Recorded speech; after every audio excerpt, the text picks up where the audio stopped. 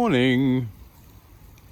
It's Thursday the 11th of May 2023, 8:15 a.m. at Linvat Park, Kaikoui, Northland, New Zealand. Now I'm sitting high and dry above the puddle and under the conifer, which is sheltering me from a rather heavy downpour that just happened, and it's still raining, so I'm pretty well sheltered from the westerly blowing rain.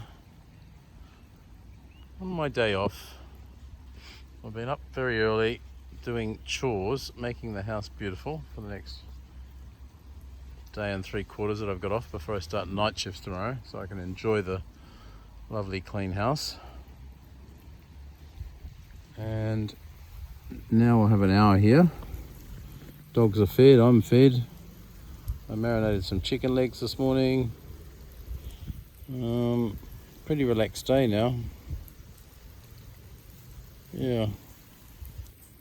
Did some washing and drying and sheet changing when I got home last night, changed the sheets. So yeah, domestic chores pretty well done. A few cooking chores. Fair bit of Netflix watching and internet browsing and relaxation, music listening. Yes, that's my day.